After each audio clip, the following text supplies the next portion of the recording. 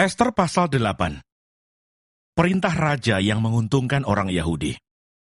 Pada hari itu juga Raja Ahasiweros mengaruniakan harta milik Haman, seteru orang Yahudi kepada Ester sang ratu, dan Mordekai masuk menghadap raja. Karena Ester telah memberitahukan apa pertalian Mordekai dengan dia. Maka raja mencabut cincin meterai yang diambil daripada Haman, lalu diserahkannya kepada Mordekai. Dan Mordekai diangkat oleh Ester menjadi kuasa atas harta milik Haman. Kemudian Ester berkata lagi kepada raja sambil sujud pada kakinya dan menangis memohon karunia-Nya, supaya dibatalkannya maksud jahat Haman orang Agag itu, serta rancangan yang sudah dibuatnya terhadap orang Yahudi. Maka raja mengulurkan tokat emas kepada Ester, lalu bangkitlah Ester dan berdiri di hadapan raja serta sembahnya.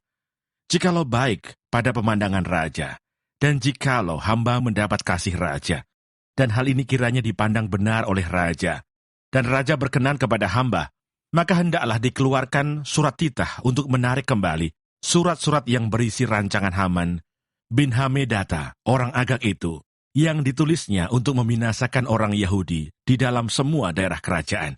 Karena bagaimana hamba dapat melihat malapetaka yang menimpa bangsa hamba, dan bagaimana hamba dapat melihat kebinasaan sanak saudara hamba. Maka jawab Raja Ahasiweros kepada Ester sang ratu, serta kepada Mordekai orang Yahudi itu, harta milik Haman telah kukaruniakan kepada Ester, dan Haman sendiri telah disulakan pada tiang karena ia sudah mengacungkan tangannya kepada orang Yahudi. Tuliskanlah atas nama raja apa yang kamu pandang baik tentang orang Yahudi, dan meteraikanlah surat itu dengan cincin meterai raja, karena surat yang dituliskan atas nama raja dan dimeteraikan dengan cincin meterai raja tidak dapat ditarik kembali. Pada waktu itu juga dipanggillah para panitera raja dalam bulan yang ketiga, yakni bulan Siwan, pada tanggal 23, dan sesuai dengan segala yang diperintahkan Mordekai, ditulislah surat kepada orang Yahudi, dan kepada para wakil pemerintah, para bupati, dan para pembesar daerah, dari India sampai ke Ethiopia, 127 daerah, kepada tiap-tiap daerah menurut tulisannya, dan kepada tiap-tiap bangsa menurut bahasanya, dan juga kepada orang Yahudi menurut tulisan dan bahasanya. Maka ditulislah pesan atas nama Raja Ahasiweros dan dimeterai dengan cincin meterai raja.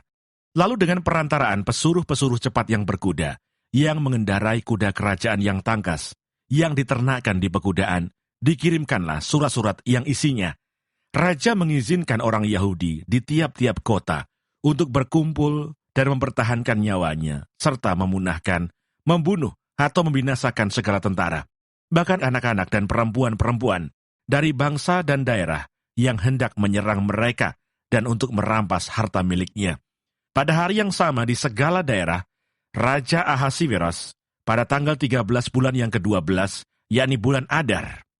Salinan pesan tertulis itu harus diundangkan di tiap-tiap daerah, lalu diumumkan kepada segala bangsa, dan orang Yahudi harus bersiap-siap untuk hari itu akan melakukan pembalasan kepada musuhnya. Maka dengan terburu-buru dan tergesa-gesa, berangkatlah pesuruh-pesuruh cepat yang mengendarai kuda kerajaan yang tangkas itu atas titah raja, dan undang-undang itu dikeluarkan di dalam benteng Susan. Dan Mordekai keluar dari hadapan raja dengan memakai pakaian kerajaan daripada kain ungu tua dan kain lenan, dengan memakai tajuk emas yang mengagumkan, serta jubah daripada kain lenan halus dan kain ungu muda. Maka kota Susan pun bertempik soraklah dan bersukaria. Orang Yahudi telah beroleh kelapangan hati dan sukacita, kegirangan dan kehormatan. Demikian juga di tiap-tiap daerah dan di tiap-tiap kota, di tempat manapun titah dan undang-undang raja telah sampai. Ada sukacita dan kegirangan di antara orang Yahudi, dan perjamuan serta hari gembira. Dan lagi banyak dari antara rakyat negeri itu masuk Yahudi, karena mereka ditimpa ketakutan kepada orang Yahudi.